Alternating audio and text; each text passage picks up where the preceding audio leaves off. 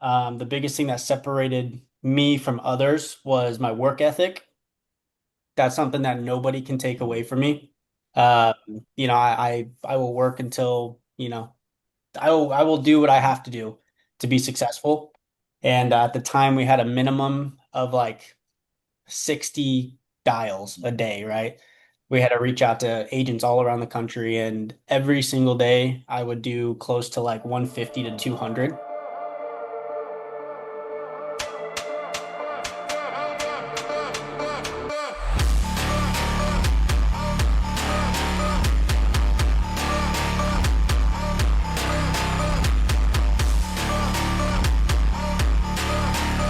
Now, one of the greatest staff members known to man is going to be joining us today. His name is Jacori Wooten.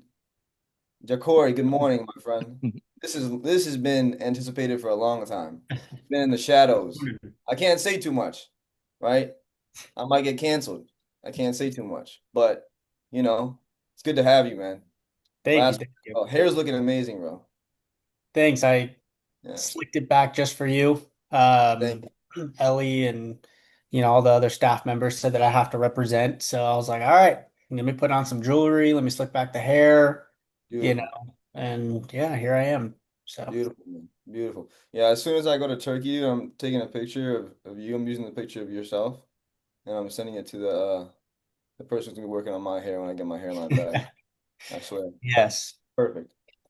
Regardless, though, I appreciate you for joining, man. I think today, the overall theme for everybody and what we're gonna go over is like really like teaching everyone like the business principles from someone who has scaled to $400 million in production at other organizations, or you've helped scale other organizations to that level. And then also teaching folks like the importance of housing staff in a virtual organization to maintain infrastructure. Now, to give everyone a little bit of background about Jacori, um, maybe you tell us a little bit about yourself first, instead of me taking lead on that. No, you're good. I love when Ayaan hypes me up. It makes me like tingle a little bit inside. So if you guys see me smiling a lot more, it's just because I don't get this opportunity with Ayaan a lot. So thank you, Ayaan. But for everyone that doesn't know me, or hasn't met me or had a conversation with me, I am part of staff here, right? I work primarily in the inbound, lead programs. I work with the onboarding part of VIPA, right? So you might have ran into me at one point or another, but that's my role here. Before jumping on board with Samir and Harold, one thing that, for the last almost 5 years now, in February, it'll be 5 years. I have been in the insurance industry, life annuity. I worked with another IMO where it was kind of my job to have a really strong understanding of product knowledge. It was my job to recruit, right? Bring people into the organization, onboard them, right? Get them situated with different carriers. And at that point, right, once I was able to get them onboarded and situated, right, develop them and help the agencies grow. So for the past, like I said, about 5 years, that was my role. I ran different trainings for the organization. I did a ton of traveling for different carrier events, such as like Mutual of Omaha in Omaha, right? F&G this past year in New Orleans, right? So a ton of carrier events and building relationships with a bunch of other IMOs around the country. But all in all, right, it was just my job to make sure that every single group that I worked with, right, primarily the principal and the agency managers, were developing, right, and growing on a year-to-year basis. It didn't start off that way, Ion, right? It's not like I just started hot. I bet. So that I think that's kind of what we'll go over and discuss today, for the agents that are looking to scale.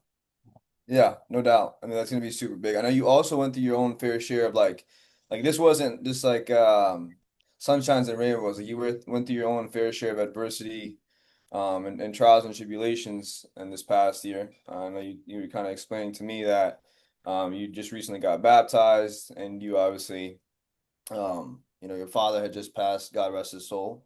And it kind of helped you, turn your life around. So, if time permits, I think that that's super important to highlight just because of the fact that it's easy for people to sort of look at a guy who has like a perfect hairline and like, all this nice jewelry to think that like he just got it all made for him. But, we all go through our own set of trials and tribulations that, get us to the position that we're in right now. So highlighting how you were able to overcome those things and continue to strive forward is super important. Yeah. Um, Now let's talk about this. I always like to start like with getting folks to understand like what was it in your early years in the industry? Because you got into the insurance space at the age of 21, right? I think next I got in, and how old are you right now?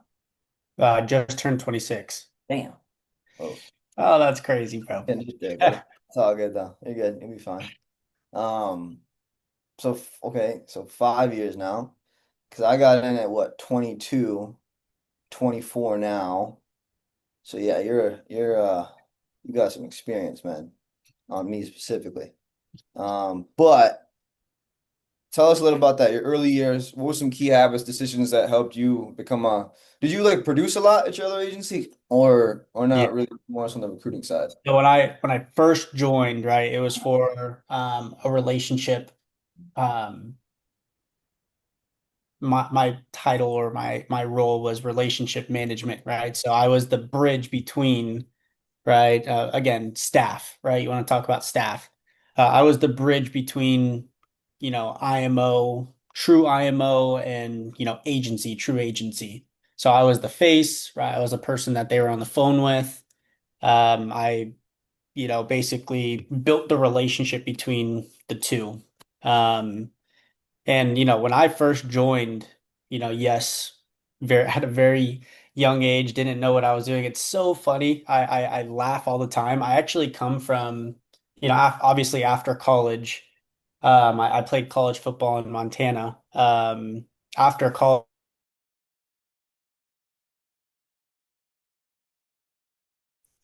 I had to help my mom. She had went through like a nasty divorce with my stepdad from way, way, way back when.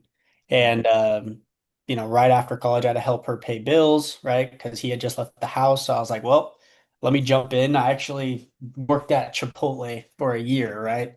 Within that year of a time, I moved up all the way to like becoming a general manager and decided that that was not for me, and that's where I landed in the insurance space. I will let you know right now, when you're on not the producing side, right?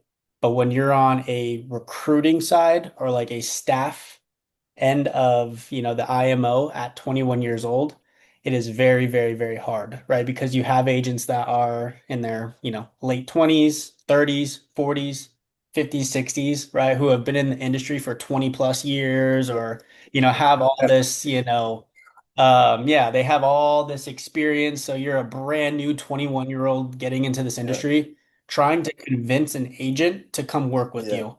Very, very difficult, right? So in the very beginning stages of, when I first got into the industry, it wasn't all rainbows and sunshine. The biggest thing that separated me from others was my work ethic. That's something that nobody can take away from me. Um, I will work until, I will do what I have to do to be successful. And at the time, we had a minimum of like 60 dials a day, right? We had to reach out to agents all around the country, and every single day I would do close to like 150 to 200. And the next closest person that, was with me in my little hiring class would do like 65 or 70, right? So eventually you stack the days, like they always talk about. You stack or I think it's Kobe Bryant, I think, talked about it, right? You stack up that time and eventually you start distancing yourself from like your competition. So inevitably in like a year's time, I had like already started recruiting, bringing people on, training, developing, and I started scaling pretty quickly. But yeah, at 21 years old, not knowing anything about life insurance, not knowing anything about annuities, and trying to talk to, 40, 50-year-old men who, you're like, hey, Yeah, come work with us. It was pretty no difficult. doubt. You're probably So, getting, yeah, you're good, buddy. You're good. For yeah, sure. yeah, For sure you're getting those. Okay, so you weren't really on the producing side as much. You're more so just on the solely the recruiting side. And that's even yep, more interesting because, typically like the philosophy that most folks follow when coming into the space is you want to be able to learn how to produce first, because if you don't know how to produce, then you're not going to be able to lead.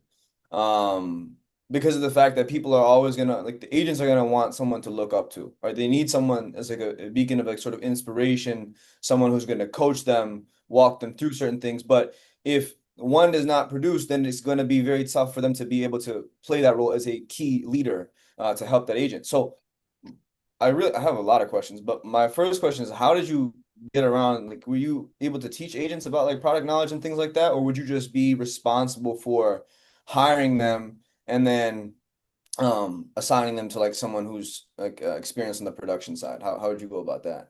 yeah. So I'll be honest. When I Because now first, you're producing. Sorry, I don't cut you. You're yeah, producing now, so we'll talk about that. But and within the 4 years of like the recruiting role, right, I did produce as well, right? So it wasn't like I was just doing that and then now all of a sudden I'm producing. But gotcha. um, yeah, I mean, when I came in, the first thing that they had me do was they put me through obviously the onboarding course, right? The life and health training, right? They got me familiarized with kind of just the industry in itself. Because Mhm. I feel like when anyone that's new jumps in, right, and you just go through, the Excel training, right, or the whatever type of study material that you did, it gives you a true baseline of what the products are, but not the actual industry, right? Because as soon as you pass that test, you get your life license, right? What do they say? All right, now we need you to, start selling. Well, you need to know products, right? You need to know how, what you're selling in order to be successful. And so I'm very grateful, very, very blessed that I took the role that I was in. They gave me the product knowledge first, Mhm, mhm. right? So before even having a conversation with any type of agent, right? Or even, after years down the road selling, I Mhm. got all the product knowledge first. So the very, very, very, very first product I ever learned was the path setter with F&G, right? Mhm. That was my key to have every conversation with an agent, right, as to why they should work with us. It's so funny. That's like the flagship conversation. I could probably rattle off, what it is, how it works. Any agent that comes in, the path setter is, something that I would just always talk about when I first started. But like I said, sorry, getting off track. Like I said, I learned the products on the front end to then gain the credibility on the back end, right? Gotcha. Any person that I would talk to, right, if they were coming on to work with us, right, I could have, an intentional conversation about what they should be selling, right, versus what, they might currently have. Right. On top of that, having high level conversations with people who are doing millions of dollars every single year, Yeah. right? You have to learn exactly what you're, I wouldn't say recruiting Mhm. against, but you need to know exactly what a good pivot would be in order to be able to work with somebody who already has relationships. Yeah. And so for me, like I said, the very first couple of years, all they did constantly was pound product knowledge, right? I would run trainings every Wednesday, right? So every Wednesday there was a new product training. So I would run product trainings probably every 2 or 3 weeks, right? We had multiple people, so it wasn't just all on me. So every month I was just running new trainings about new products, right? What they are, what they do, and then all the agents would come on, right? Agents from all around the country. So basically, my input or what I did was I provided the knowledge for the agents, right, while they're out in the Gotcha. field. The whole sales aspect of things, I would work directly with the principal, right, or directly with Yeah. the management, right? But inevitably, I'm basically giving them the golden nuggets to know exactly what they're talking about when they're having conversations with their Gotcha. clients. Okay. Cool. So even the products that we obviously work with now, with all the numerous amounts of carriers that we have, you have the ability to be able to dictate like whether or not someone is going to be able to get approved for a certain product or how the application process works for certain carriers and things of that regard, which is honestly pretty Yep. huge.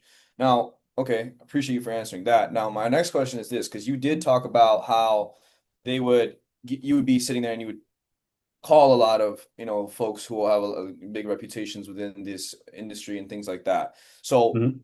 where were those leads coming from? How were you generating those kind of leads? So I know we talked about this. This is like crazy, but I want to like really get an understanding of how are you able to generate those leads? Did they give you those kind of leads for people who are that kind of reputation, or did you go out there and like organically hunt for those yourself? Yeah, so in the beginning of like making dials, having conversations with agents, they did have a system, like a little CRM system, to where, everybody's name was in there from years past. So when I was making dials, it was all, I would say like organic business. So like every agent that from like the last 20 years, was in that dang system, and I just dialed, and even if I didn't pick up, we had a minimum of like 2 hours of talk time that we had to have per day. So every single time I called, I would leave a voicemail, and a voicemail, I would make sure that the voicemail was either between 45 to a minute long, right? So if you did a minute per, right, that's, close to 200 minutes, good timing when it comes to, that sort of line. But it was all, within uh, their CRM. But I didn't get much out of that, right? Just working that. I then started to do my own hunting, right? Okay. That Yeah, yeah. was, when I got into social media recruiting, right? That is when I got into LinkedIn. That's when I got into, there was this, what is it called? There was this like LinkedIn-esque type site that was just starting to like blossom. And I was throwing anything and everything on these like LinkedIn social media sites. But it turned to social media recruiting, right? That's where I started having my best conversations. And it's pretty easy, to go online and see who's doing what, right? There are probably people in here that have gotten a DM on Instagram, from someone that's in the same space to say, Yeah.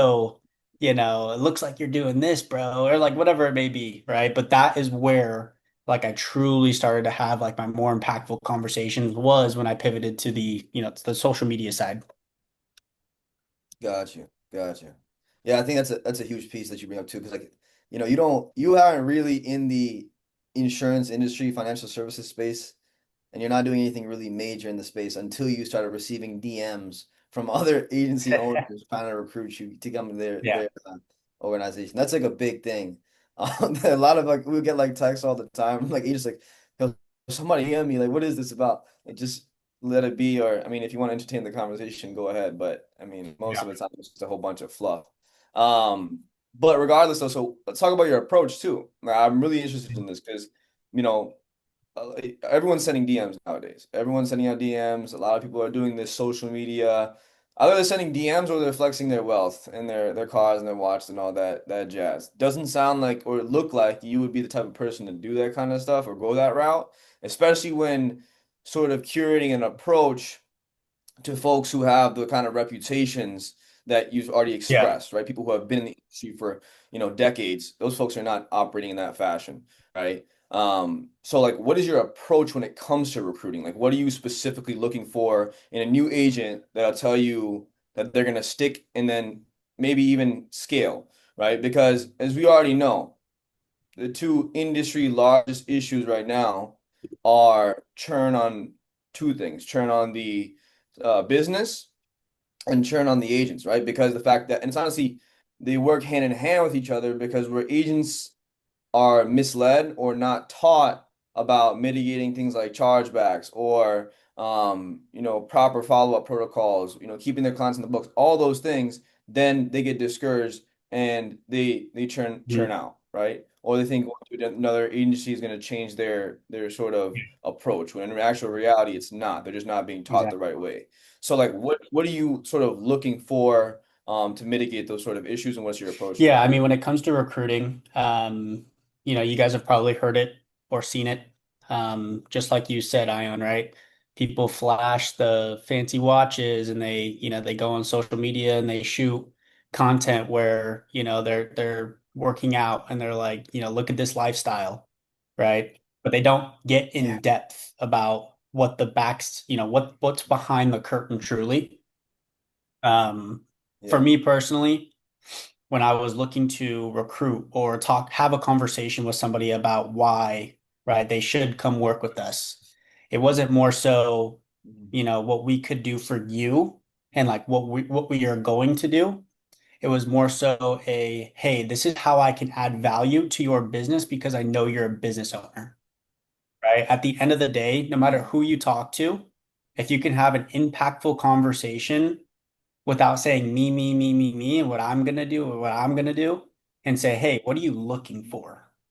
Right? How can I Mhm. add, to what you're already building?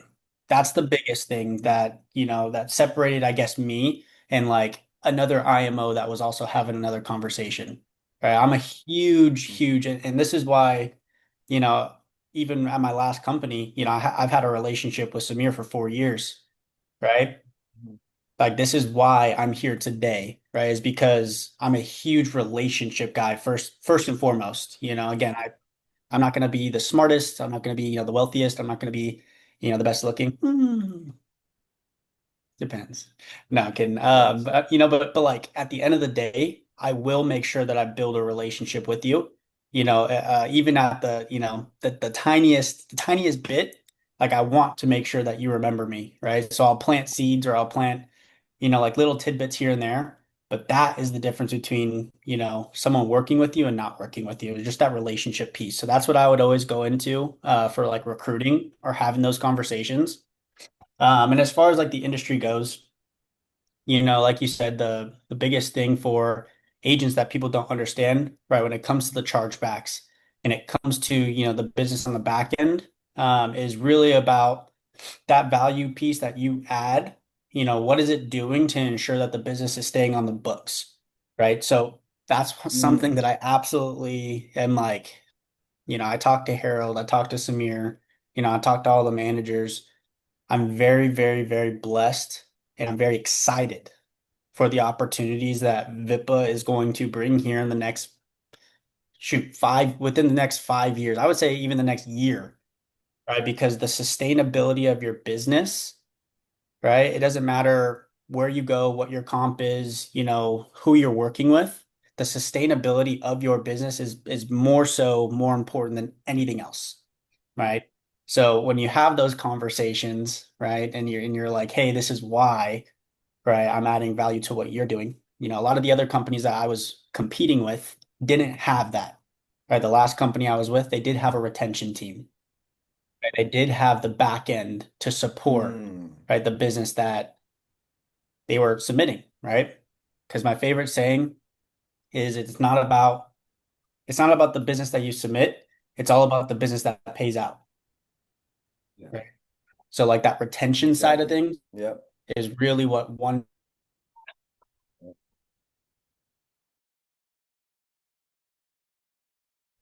Right? Like I've had conversations with all the biggest names in the industry, right? Like you probably name it off. I've had a conversation with them, and that piece is always the missing piece for Mhm. any IMO or agency that you're going to talk to, and we have it here, right? So sorry, I went off on a tangent. I'm No, no, just it's the truth. And I want to get into that too, yeah, just so we get understanding, like, give people a little bit of clarity and as to like where we are headed, because you're at the forefront yeah, of that side of our organization. Um, and from what I've heard, being able to track retention is a very expensive sort of thing to be able to have within any organization. yeah, Getting a pulse on that.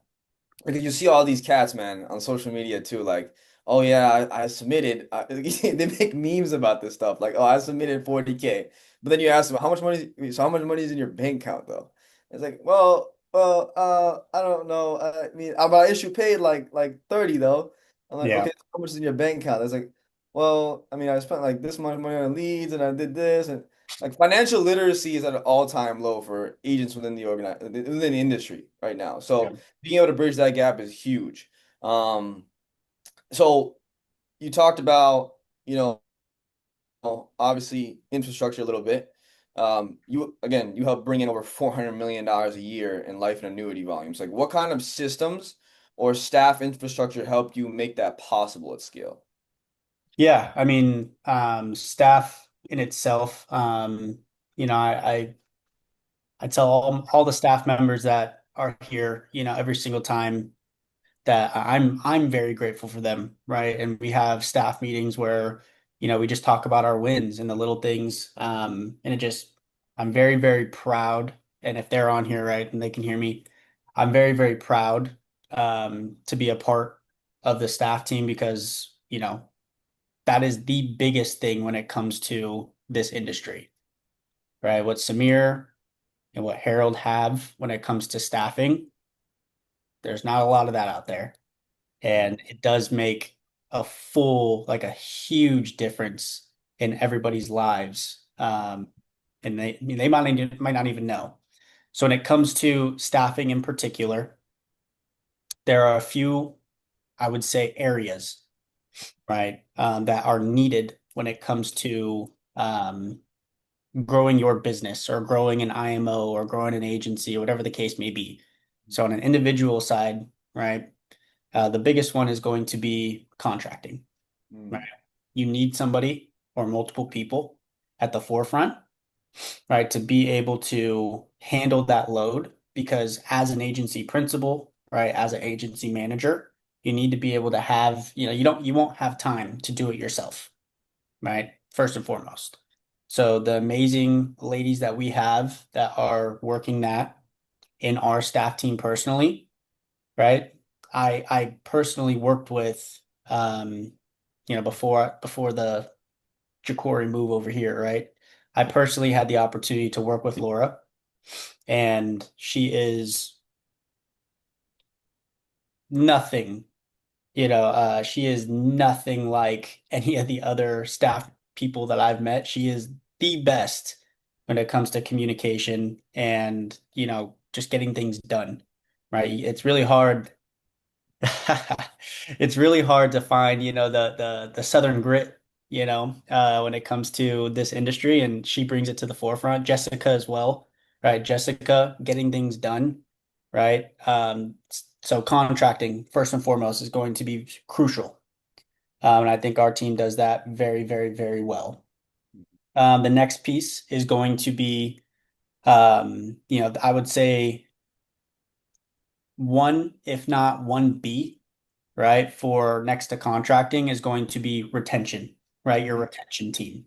mhm, That's going to be your case management, and that's going to be commissions. mhm. There are agencies that do over $100 million a year in life business that don't have a retention team. Remember this. There are companies, right, that do not have a retention team built into their programs, right, or their businesses, and they're losing, right? How much, right? Millions probably, right? We already have that in place. We have people on the team, right? Ellie, Braden, Camilla, right? Camilla's a huge piece to that, right? We have staff members here right now that are hands down going to save you guys so much money. What Samir, right, and the Simply CRM are doing as well, tracking that business on the back end, being able to have that on the back end to be able to work, right, that business is going to save you guys so much time. How? The business that you submit, right? As you guys know, you want to talk about chargebacks, this, that, or the other. 30% of the business, right? That's like the typical, what me and Samir have kind of talked on. 30% of your business falling off the books due to chargebacks, right? With a retention team, with those people that I just brought up, going in the back end, looking up the policies, making sure that everything is in order for you to get paid. It basically moves the needle from not point A to point B, but it moves it from start all the way through to the finish line, right? So those fall off policies as you're doing what you do best, you won't have to worry about calling the carriers, right? You won't have to worry about, figuring out what you need to do for this policy or that policy, right? That's already been built out for you. And you don't have to spend money to go hire somebody, right, to go do this for you when the staff is literally placed to do that. Let me see. Yeah. You kind of answered that, and honestly, that's exactly what it is. Like, it's a tedious task, right? Like being able to have to go in there, um, pick up the phone, look through every carrier portal, right? That's like the everyone wants to have like multiple carriers until it's time to have them, and then you have to like manage each and every sort of portal to see what businesses fall off, what's lapsing, all those things, right? So having the staff in place to be able to do that, and get have those sort of turnkey conversations with clients that have fallen off the books is important. It's extremely important. Those Oh, things go extremely for long. sure. So, with that being said, is there anything else you'd like to add to that?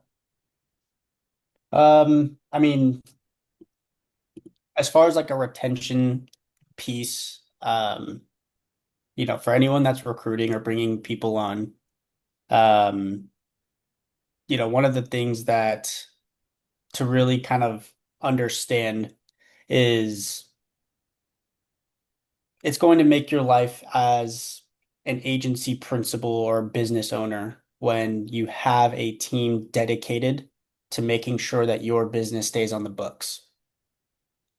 There's a lot of opportunity when it comes to even your own book of business that you might not know because you're constantly turning and burning, right? Turning up, just submitting business for the fall off. Hmm. You are able to have a team or a dedicated retention, dedicated retention people to be able to let you know, hey, this is where your policy is at. Let me shoot you an email. You're right. Let me get this information out to you. So now you can start working your schedule based off of the business that might be falling off.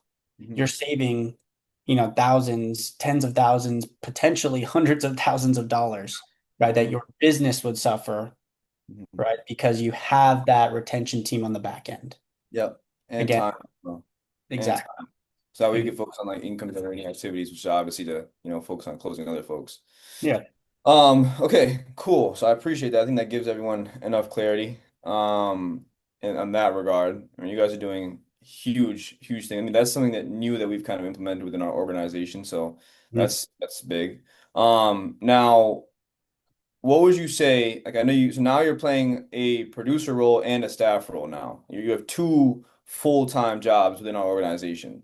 So, like, what do you think is like the biggest mistake that people make when trying to do everything themselves, as they're scaling a team?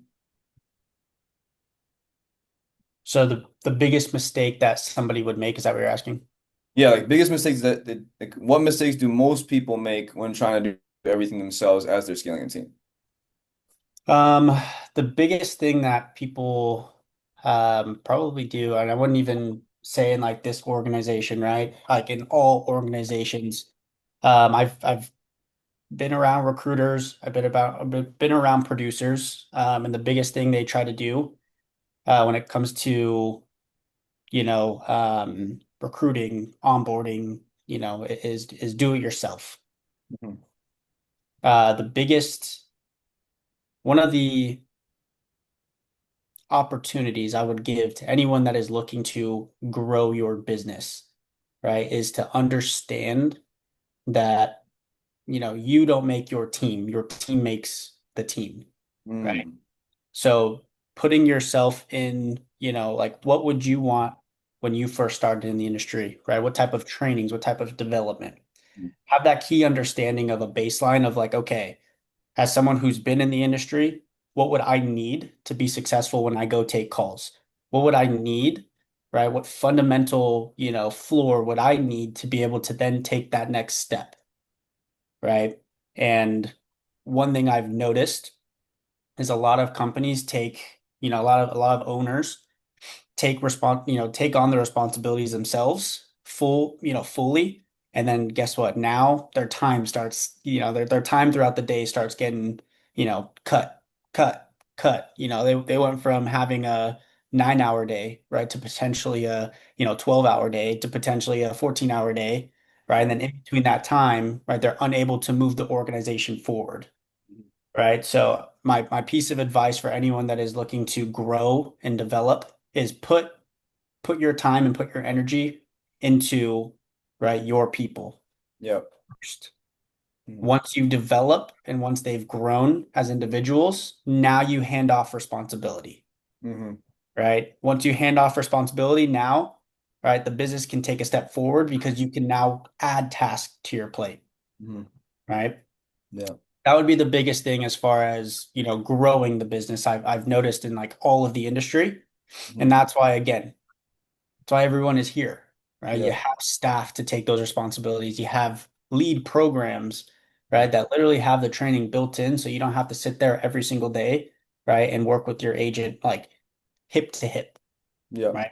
Staff, Um, lead programs, and then also like leaders too, right? Like that, I think that's one of the biggest things that I think you're saying here is that like a majority of our organization was built by folks who have already been burned in the insurance space. Like this is almost like a care facility for agents who have been burned in the insurance space already, but have come here because of the fact that, we don't necessarily have you don't have to worry about training every single person yourself, right? We have like 60 plus training classes a week for agents to be able to take advantage of, so that way leaders can focus on, creating SOPs or giving you like, sort of strategies for their organization to be able to scale so that way they can focus on not only the agent's production but the agent's profitability, because that's the biggest issue that I think I'm getting from having this conversation with you about retention and things of that regard. But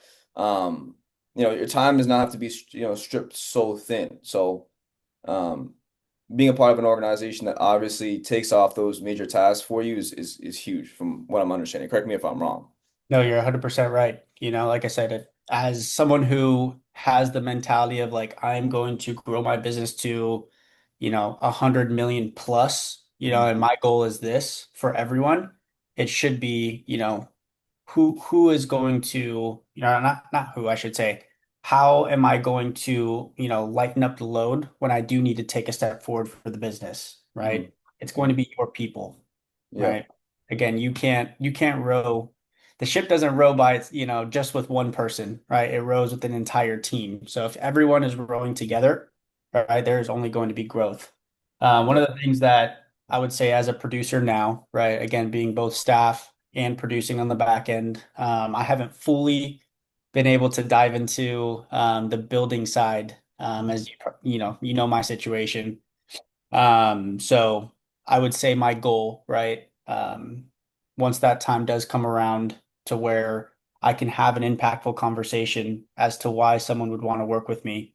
I know that in the very beginning of what I'm going to do is I'm going to, you know, give them my full attention.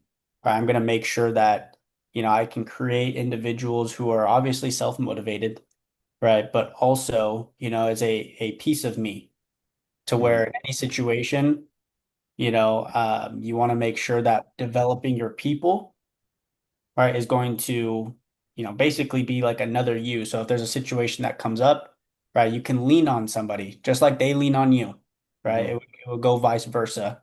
But it's all about the people development aspect of it.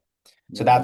that's like my little brother just joined the organization, right? So right now I'm in a period of development with my little brother. That's cool. And he's never been in the industry, right? He didn't have the same training I did where I learned the products first. So he's brand stinking new. Mhm. And right now I am having to develop him, right? Mhm. I am having to be with him, hear his conversations, coach him live, coach him and push him to, hit different, goals that he's looking for. Right now, he's on his first month, right? Month and a half. He's taken about He's taken less than 100 calls, Mhm. right? And he's already submitted close to about $12,000 of AP, Wow. right? You were And that's sales just, before? say that again. You were sales before this? He did door to door. like a few years back in Texas. Ooh, in Texas. Lordy, lordy, right? But he came back home. But he's just been working, between jobs, trying to figure out what he wants to do. We had an opportunity here for, different programs. And I told him, I'm like, yo, this opportunity is unlike any other opportunity out there as long as you put in the work, right? Right. And every morning he shows up, right? He drives over an hour to get to my place every single day. Right. He shows up at the end of the day. But I'm in the development stage with him, getting the product knowledge, right? Setting up the systems. So that way, one day after I've poured into him, right, he'll be able to take on some of my tasks, right? He'll Right. be able to work with the agents. He'll be able to develop, right? And then once he does that, it'll kind of be like a domino effect, like that. That's why Harold pours so much Mhm. into all the managers, Yeah. right? Like it's crazy how much he pours in, right, to all the managers, but the managers that get it and that are Mhm. growing, right? The ones that are successful, they pour into their teams as well. No doubt. It turns into like a true domino effect. Mhm. And so I, like that would be my like the opportunity would be pouring into your people, but then having an understanding of how to work your schedule with them being assets to the business. no. That makes sense. No doubt. And the hardest thing about all of this, I'd say, is like everyone wants to work from home, and you might have been able to see this too. Everyone wants to work from home until it's time to work from home. Like all these things about staff, all these things about, um, being able to be able to support the agent. Like this is stuff that we have to kind of go the extra mile in doing because of the fact that we are 100% virtual. Like that's why you hear most folks, like most of the competitors, like they don't really. Like the biggest concern is, oh yeah, we could never go virtual. We could never go virtual because we could never get people to show up. We could never get people, and it's not that they couldn't get people to show up. It's that's just the excuse that's masks the insecurity of them being able to say that like I wouldn't be able to support an agent on a virtual infrastructure because you have to build out that infrastructure, right? You need to have those staff members, you need to have those trainings, you need to have an X amount of leaders to be able to run those sort of trainings and things of that regard. So everyone works as a cohesive unit. Mhm. Um, but yeah, man, it's not easy, obviously, building this thing virtually. Um, and I'm sure that in your time, I mean, how many virtual, like real, like virtual organizations have you really seen? Or like, Yeah, I mean, I've seen virtual, right? Obviously, it's not fully virtual like this, right? To where, you come in and, there are rooms to work. But I haven't seen something so organized Mhm. to the point where every single day there are trainings, every single day there's intention, right, Mhm. behind a virtual organization. That's actually one of the biggest reasons why, right, I'm no longer with, yeah, is because they wanted me to go into office, Mhm. right? Like that was going to be a requirement. I had the best numbers, right? I had the largest companies that I was working with, and I was hired remotely. Mhm. And out of the blue, I was the only one out of, I'm in Arizona, but out of, probably 10 Arizona individuals who were in my same position, I was the only one out of all 10, right, to be forced to work into office. So, that the ability to be able to work from anywhere, now with this virtual setup is something that I don't take for granted because I do know that I left an opportunity where, every single day I had to be in office no matter what. And that, it took me away from, I have a little girl. She's very, very, very beautiful. Her name is Sienna. She's a little Australian Shepherd, but took me away from that. Took me away from the ability to work from wherever I wanted to in the country. Shoot, Right. even the world, Right. right? I wouldn't trade that for anything. And this is by far the best setup when it comes to virtual, Mhm. on like an organized standpoint. Mhm. No doubt. No doubt. Um, Yeah, man. You talk about it's having support at the same time. Like working from anywhere is one thing, but having support no matter where you are in the world. Like you can hop on Zoom and you'll still be able. You can walk into any room and ask anyone any question. They're gonna answer that for you, Yeah. or have training. So, I think we're almost done here. But I just want to ask you one last question. So, if you were given a 5K like monthly budget to grow your team, how much would go to like staff or systems versus marketing and leads? It really depends, right? When it comes to leads, there are a plethora of different leads that you could look into. We have leads, just talking about Vippa themselves, we have so many different programs to be able to plug into right away, all the way from, you know, $2 leads all the way to like $75 leads, Mhm. right? So basically finding your niche and what you can be successful at. Um, and then, plugging in, obviously varying on the price. But if I was going to look at that $5,000, I would most definitely probably do a 60/40, right? Because the more you fund into your business, the more money you're going to get back. So the more you fund into leads, right, the more you should be getting back. The average in the, lead space that you should be at to be profitable is about $300, a $300 CPA, right? Samir talks about this all the time.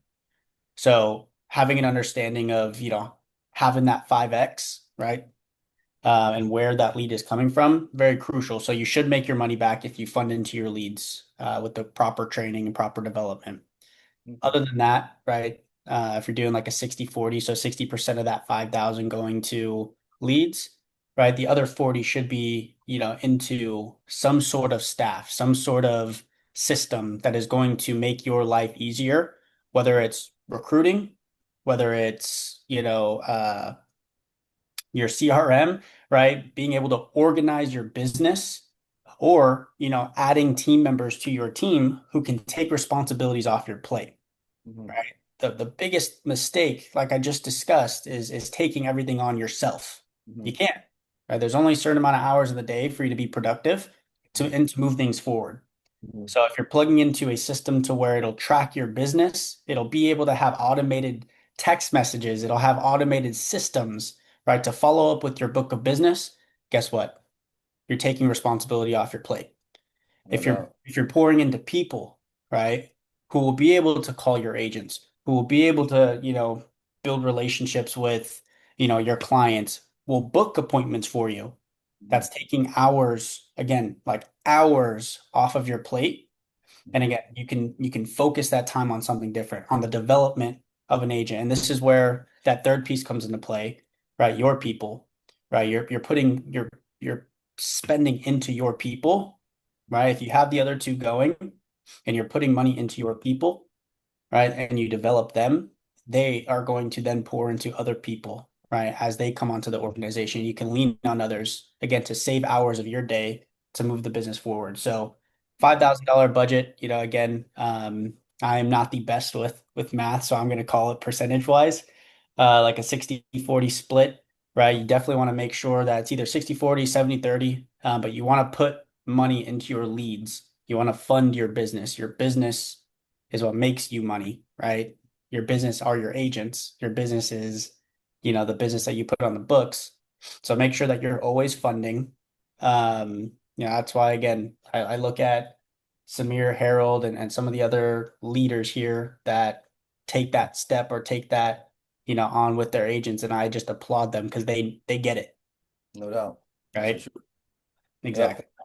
I appreciate you, man. I think that's pretty much everything. I want to take some time and ask everyone, have everyone ask you some questions. I'm sure they are have some questions as a whole.